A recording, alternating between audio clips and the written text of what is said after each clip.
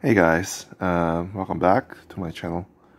Hey, today I want to talk about something that's really simple yet a lot of people don't get, and that's the hard versus rubber tips on pens, and how that affects the activation force. Okay, so we're using my Galaxy S Tab S6 here. And I have two pens that are not the one that comes with the Tab 6. In fact, these are the pens that comes in the silo for... Let me turn the light on. It's okay, I turn the flash on just to help you see it. These are the pens that come with... okay, that's not what I wanted. That come with the Samsung Samsung Notebook 9 Pro. That's the 2-in-1 laptop with the Intel Core i7 processor, 15-inch. This is the one I have. And these are the pens that come with it. In fact, I think these might be the replacement pens that I bought from Amazon. Like, it should be OEM replacement. Could have been third-party replacement, but it looks exactly the same. So, take that as what you will. But these two pens I'm using to compare like for like, but the difference is the tips are different. One has hard tip, one has, well, I don't know which one's which, but one has the hard plastic tip, and the other has the default rubberized tip that comes with most Samsung devices, right? All the S Pens, from the Note series on the phone to the Tab S series on the tablets, and the Notebook 9, and now the Galaxy Flex series on the Windows 2-in-1 notebooks, okay? So Samsung likes to do that. Likes to, let's see, this one's, it doesn't matter. I find out when I draw on it. They like to let you have that rubberized tips for people who don't like to slip around on the glass, right? Because, these are all glass, so they're slick, and then people are like, oh, I'm slipping and I don't have control. So Samsung decided to give them the rubberized tip, right, to help them control a little better. But I prefer the plastic, hard plastic nib, because I like to control the activation force, the pressure levels. I like really feathery touches sometimes on my sketch, and basically the rubber tip sort of robs that. It basically cuts down the initial activation force down to like I'm just taking a wild guess, but maybe 10 grams instead of the 1 gram that it's actually designed for. So let me turn the flash off and launch Clip Studio. I'm pretty sure I have, let's see. Let me make sure that I have the right tool here. So I'm going to select this ink pen that is the texture pen that I customized, so that pressure controls the size. So if you look at the parameter for size here, brush size, and if you look at the pressure curve, that's sort of default actually, that pressure curve comes with it. But I made sure that and I'm not sure if the default is like that, but I make sure that the lowest pressure is 0, the smallest, like non-existent tip size, right? And what that helps us to do is better sort of visualize what the pressure curve is doing, because if you set that on a brush like chalk that I use that has the opacity change for pressure, it's harder to visualize because that has texture in it, it has opacity change in it. But when you with pen like this, where it's purely size that you control with pressure, then you'll know it's making a mark or not, and how big the mark is. So let me first figure out which one is which. That's the hard. That's the rubber. Okay. Wait, do I happen to have... okay, well, okay, let's do this. So, right. Wait, nothing's marking. So, something is wrong. All right. What did I do? What did I do? Let's see. Is it... texture pen? Oh, brush size 0.01. That's not going to work. That would do it, son. That would do it. So I'm going to go to my shortcut here, and then let's make it like 17 so that you can see. So there you go. So if I do really light pressure, you can still see it's making marks. I don't know if you can see that. I think you can see that in the camera. I'm doing super light pressure, but it's still making marks. And if I do full-blown pressure, it goes up to thick alarm, which is 17 pixels wide, I guess, is the maximum. Is set it. So this way, it's easier to illustrate the pressure curve in action instead of put a setting into opacity. So the other pen is a rubber, and it's hard to illustrate that I'm putting about the same pressure or whatever, but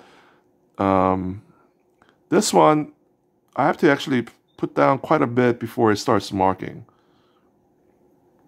It's and that's obviously hard to show on camera, but trust me when I say I have to press down quite a bit before it starts making a mark, whereas the hard nib, I'm hardly putting any pressure down and it starts making a mark, okay?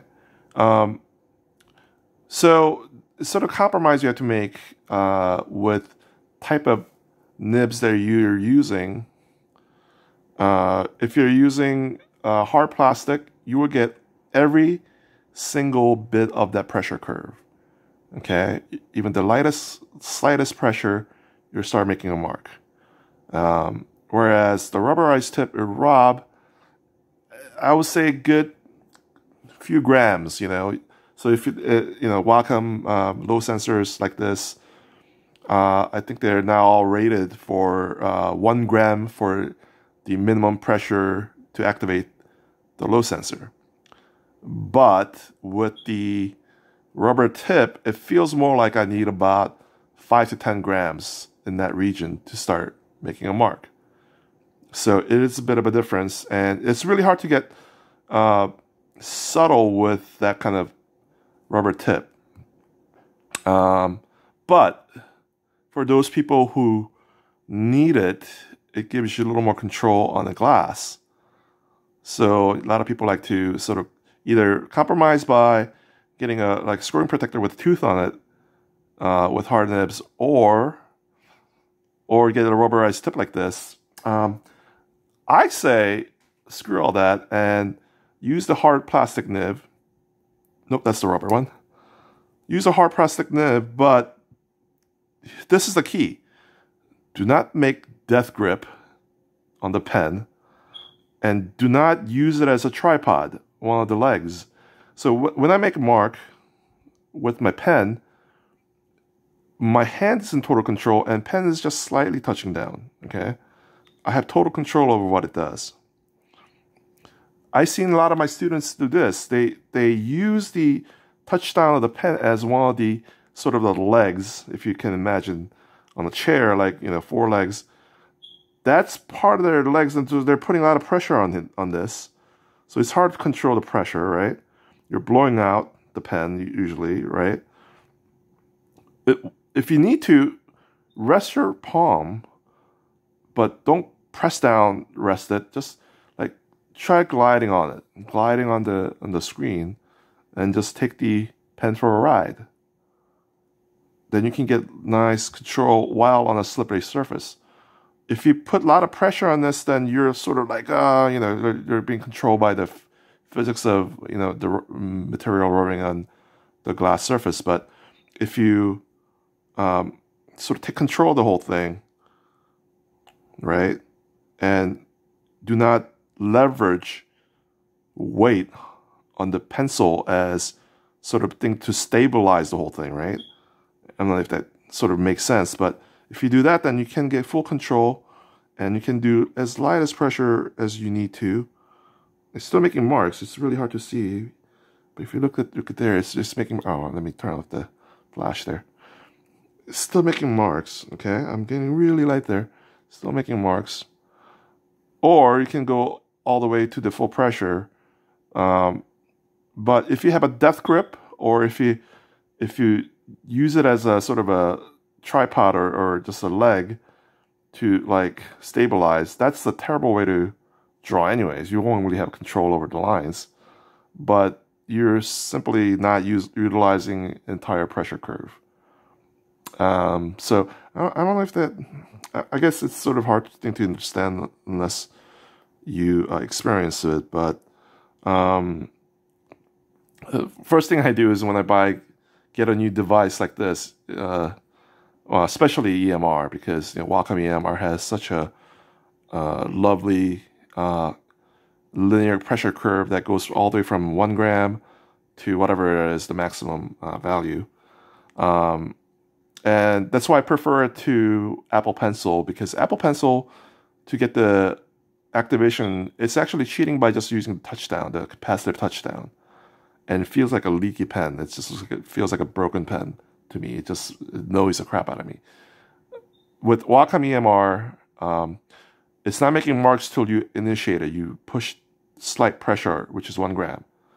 But if you use rubber tip, then you're going to rub that initial activation force and crank that all the way up to like 5 or 10 grams. Hey, if you're okay with that, I guess it's whatever.